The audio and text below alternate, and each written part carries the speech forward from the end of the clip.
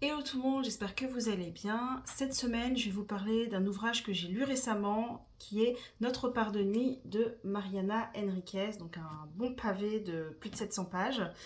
Mariana Enriquez donc, est une autrice d'Argentine qui a écrit un recueil de nouvelles juste avant ce premier roman qui est Ce que nous avons perdu dans le feu. Donc moi je n'ai pas lu ce recueil, Notre part de nuit est le premier ouvrage qu'on m'a conseillé.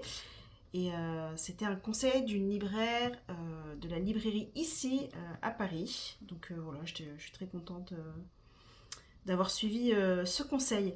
On y suit donc le récit de Juan, le père, et Gaspard, donc un fils, qui sont en fuite et tentent d'échapper à une secte. Cette secte n'a pas vraiment de nom, on l'appelle plutôt l'ordre.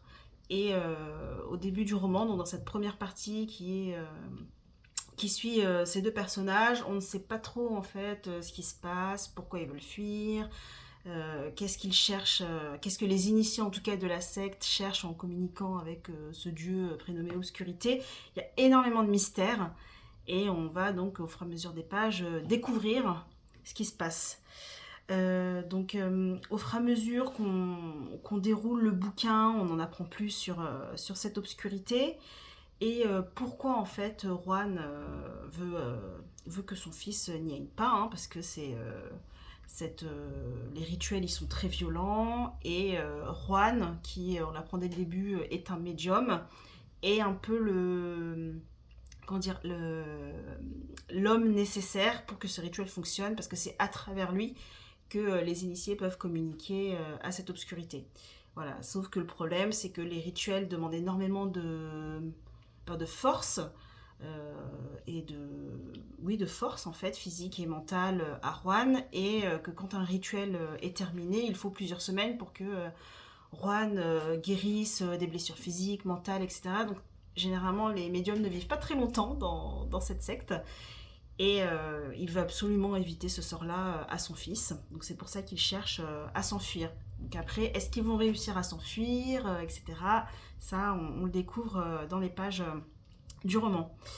Ce que j'ai particulièrement aimé du coup dans ce roman, tout d'abord, c'est la thématique, hein, c'est quelque chose j'aime beaucoup les thématiques en fait très sombres.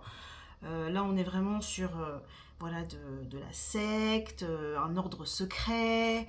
On a ce médium, tout ce qui est superstition en fait en Argentine. Tout ça, ça vient en fait nourrir le roman, et on apprend énormément de choses sur les différentes représentations en fait des dieux en Argentine, les différents temples, etc. Enfin, ce sont des statuettes, des divinités, etc. qui existent. Donc ça, c'est hyper intéressant. Et en plus, le tout est étalé sur différentes décennies, parce qu'on va des années 1960 aux années 1997, si je me souviens bien. Donc les personnages sont vraiment ancrés dans l'histoire de l'Argentine.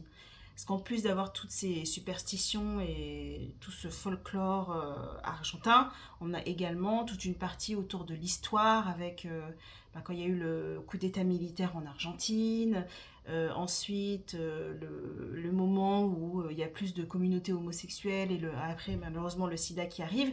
Donc tout ça ancre vraiment les personnages dans cette histoire de l'Argentine, et en fait des personnages qui sont, je dirais, bien en substance, quoi.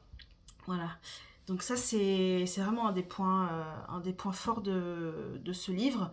Il est divisé en plusieurs parties qui sont donc de taille inégale. Certains vont faire plus de 200 pages, d'autres un peu moins, avec une cinquantaine de pages.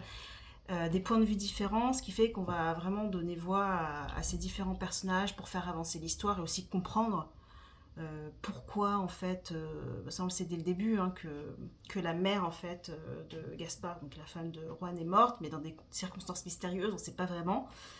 Et donc voilà, il y a un chapitre qui va lui donner la voix, un autre qui va donner la voix à un des leaders de la secte, etc. Donc au fur et à mesure, en fait, même si on ne comprend pas tout dès le début, parce que c'est très très mystérieux, au fur et à mesure, on va y avoir un petit détail, un personnage, etc., qu'on va retrouver peut-être 300 pages plus loin, et tout d'un coup on se dit, ah, tiens, ça prend sens là, et c'est comme une petite pelote de laine, en fait, qu'on vient dérouler au fur et à mesure, et c'est assez satisfaisant en fait quand on fait le lien entre ce petit détail qui finalement est je dirais un élément important de l'histoire. Personnellement, moi j'ai adoré suivre, j'ai adoré toutes les parties du point de vue de Gaspard et suivre en fait Gaspard et ses amis, donc c'est, je crois que c'est Adela, pardon, Pablo et Vicky, si je me souviens bien, enfin le petit groupe, leur amitié, etc. Et comment ils traversent l'adolescence ensemble, ça c'est, enfin je trouve que c'était une super partie. Donc ça c'est vraiment pour moi le point fort, enfin les points forts de cet ouvrage. Malheureusement, bon, bah, comme dans quelques ouvrages, il y a quelques points faibles, en tout cas pour moi. Tout d'abord, bah, vous avez vu la taille, hein, c'est immense. Euh, et le problème, c'est que bah, des fois, il y a quelques longueurs, quoi. Parce qu'en fait, quand on démarre une partie, au début, on ne sait pas trop qui parle. Voilà, on le découvre au fur et à mesure des lignes.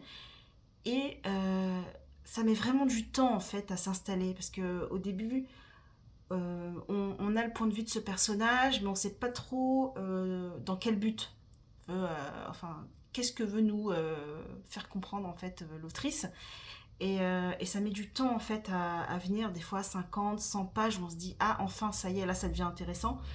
Et, euh, et en fait quand la partie commence à devenir intéressante et qu'on se met à tourner les pages, hop, ça y est, on passe à un autre personnage. Donc ça j'ai trouvé ça un peu dommage parce que c'est vrai qu'à certains moments c'est un peu long. Alors qu'il y a d'autres parties qui elles sont très courtes comme la partie de la journaliste où là ça faisait à peine 50 pages et là pour le coup j'aurais aimé avoir beaucoup plus de pages autour d'elle. Donc il y avait ça. Et le deuxième point négatif, c'est que c'est assez violent en fait. Enfin, j'ai l'habitude de lire des choses un peu macabres et violentes des fois, mais alors là, pour le coup, je pense que ça a un peu surpassé ce que je lis d'habitude.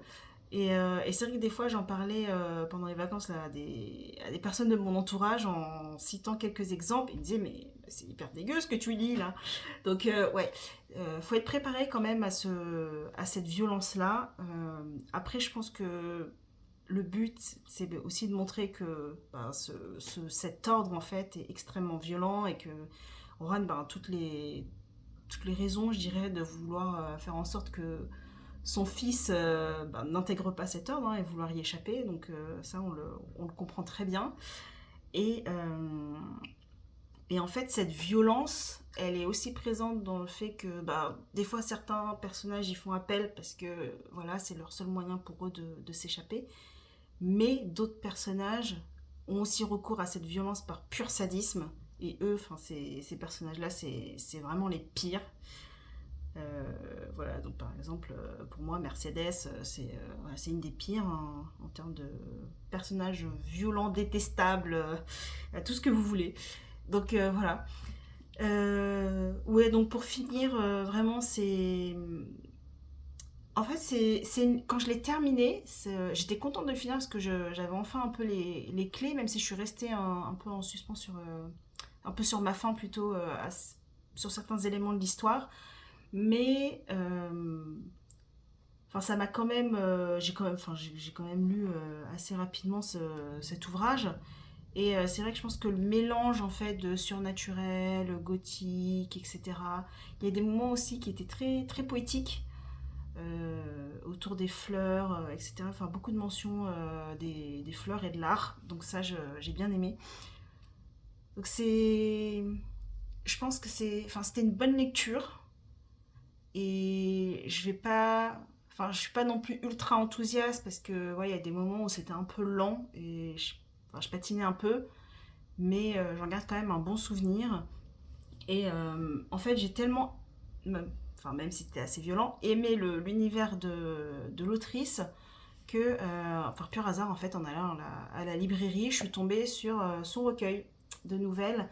Alors ça, c'est pas celui dont j'ai parlé en début de vidéo, mais un autre qui s'appelle Les dangers de fumer au lit. Et alors là, pour le coup, on n'aura pas un problème de longueur, hein, vu il fait à peine 200 pages. Mais j'ai commencé à lire en fait deux trois nouvelles dedans et j'adore l'univers. Vraiment, on retrouve encore, enfin, tout ce qui est des personnages de superstition en Argentine, etc., des nouveaux personnages, et même enfin, tout l'univers, et ces nouvelles sont assez bien recherchées. Enfin, celui-là, honnêtement, je sens que je sais déjà que je vais adorer, vraiment. Donc voilà. Je sais pas en tout cas si vous avez déjà lu Marianne Enriquez, si oui, quel ouvrage, et je suis très curieuse de connaître votre point de vue sur Notre part de nuit.